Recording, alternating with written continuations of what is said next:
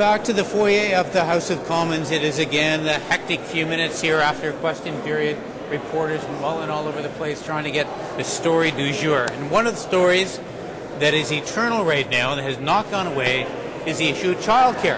And of course, you know the Conservative solution to this was, hey, keep quiet, we'll send you $100, you'll be fine, okay? But for a lot of people, that is no substitute for proper childcare, for the creation of licensed daycare spaces, a whole lot of other issues that's around that. So let's talk a little bit about that and what the practical alternatives might be. And to help me, I'm joined by Ruby Dhalla. Now, Ruby is a member of Parliament for Brampton, Springdale, close to Holton. She's the youngest member of Parliament, woman member of Parliament, and that's quite a feat. And you're also critic for social development for the Liberal Party. Okay, so the Conservatives say this childcare thing is completely unaffordable. You guys are pie in the sky. It never is going to happen. Ruby, what do you say? Well, since getting elected, as Stephen Harper and the Conservatives have really been a big disappointment to Canadian families and to Canadian parents. And most importantly, I think to the future of our country, the children of Canada. And Canadians, we're really looking towards Stephen Harper and the Conservatives to fulfill one of their priorities to ensure that he actually invested in early learning and childcare. But what we have seen is failed leadership. We have not seen any action on the file when it comes to investing in early learning and childcare in Canada. Now let's talk about the track record. Right now we have $100 a month sent to families for children under 6. And we had the promise, I think, what was it, 125,000 new spaces to be created? And how many have been created? A big fat zero. Zero, okay. We had two promises that were made by Stephen Harper. One was in regards to giving Canadian families and Canadian parents $1,200 or $100 a month. And the second promise was to create... And back to that's taxable, right? I was just going to say that. So right, we've actually broken the first promise right. because parents and many people that I talk to, who are strong advocates for childcare and for the creation of spaces realize that this $100 is actually taxable. So when you do the math, it comes out to about $60 a month that parents are getting. And when you do the math on that, Garth, it's about $2 a day.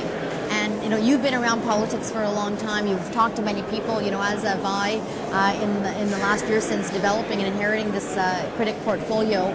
And the one thing that daycare providers and parents and families tell us again and again, that it costs about $8,000 a year for a daycare space. You're just taking an average. So when you take a look at the measly taxable $1,200 that Stephen Harper is giving, you realize that parents and families can certainly not provide quality, affordable, accessible daycare with that $2 a day, monies that they're getting from Stephen Harper. All right, and also when we talk about the 125,000 spaces, none of which have been created, does the government have an explanation for that? As they would say, well, we're going to get around to it, or it didn't happen because of this, or just silence?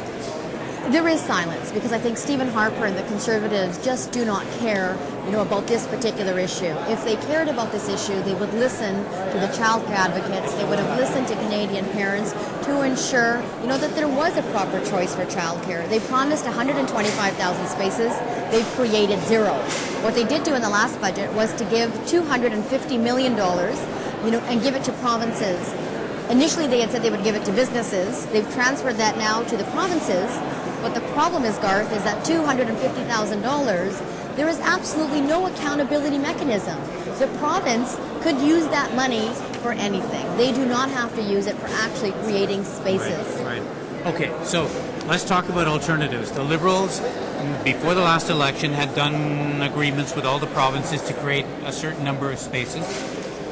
The Conservatives say, well, that's only like 10% of the people who need it. How about the other 90%? And they also say the stream of universal childcare is unaffordable. So what does the Liberal Party hold out?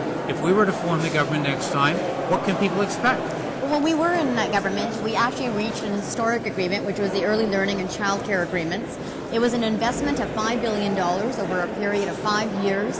A majority of the provinces in the country were actually signed on, so it was going to be a collaborative effort between the federal, between the provincial, and also between the municipal governments and also the communities to ensure that we would actually create childcare spaces on the basis that there would be quality, universality, accessibility, affordability, and there would also be a developmental component. And the first thing that Stephen Harper did upon being elected was to rip these agreements up to shreds. So I think it's important that we have a commitment to ensure that we create childcare spaces based on the Quad principles. And one thing I think that I'm sure many of your viewers would want to know, Garth, is this report card that I'm holding in my hand, which is basically a report card. Doesn't look too good. No, on early learning and childcare, and I hope none of the kids that are watching this ever come home with a report card, of this particular nature. But this was put out, it's Stephen Harper's report card, and it was actually put out by childcare advocacy organizations and some of the advocates that work. So Universal Childcare, Garth, they've given Stephen Harper an F. On parent choice, they've given him a D-. On ensuring that balancing work and family, because they say that if Stephen did his homework, he would know that research shows parents need quality childcare to balance work and family. They've given him another F, another failing grade. And then in terms of access, it says something that Stephen uses scissors and words carelessly. He cut funds to childcare and hasn't delivered new childcare spaces, and incomplete. And then in terms of him honoring agreements, Stephen doesn't play well with others, and they've given him an F. And this is, I think, what the consensus is across the country in terms of Stephen Harper's commitment. I know he doesn't play well with me. No doubt there. And a lot of other people as well. Exactly. So. All right, so what you're saying is we have a realistic plan. I think that's what people want to hear. It's realistic, it's affordable, it's something that actually could improve the situation, and it is manageable within the budget constraints. I think what we have done, since Stephen Harper ripped up the early learning and childcare agreements, and instead of taking us forward, took us backward. I know that myself and many of our other Liberal colleagues have been really busy meeting with childcare advocacy associations, with different stakeholders, to ensure that we really listen, to them and come up with a plan that is, as you said, going to be realistic, but that is ultimately going to ensure quality, universality, accessibility, and most importantly, for so many Canadians out there and so many parents, affordability. So I think we have to have a plan that's going to ensure the creation of spaces, and that's also going to provide choice to the mums and the dads that have chosen to stay at home.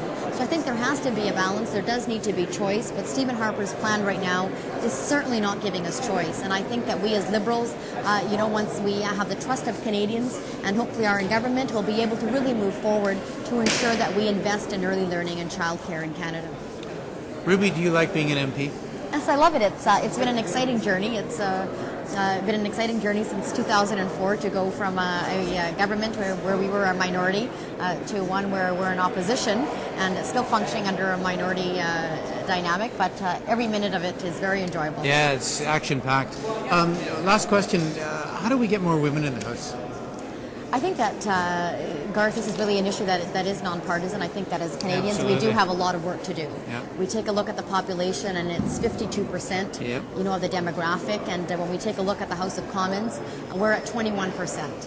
So we realize that as a country, as communities, we have to encourage, the participation of women. We need to remove barriers, and I hope that, the women that are in this House, along with the great men that we have as well, are going to be able to really bring out more women to ensure that we need their experiences. We need the perspective of women to really get involved in the process, because it's not only on the social issues of childcare, of healthcare, but also in terms of our foreign policy, Absolutely. the economy, everything. We need to get, the perspective of women. All right. Ruby, thank you very much. Thank you very much. Ruby Dhalla, my colleague and MP for Brampton Springdale. Really happy Garth is in our Liberal caucus. He has some great ideas, and I know that he's been a very strong advocate. Good. Nice commercial. Thank you. I like that. Thanks for watching MPtv.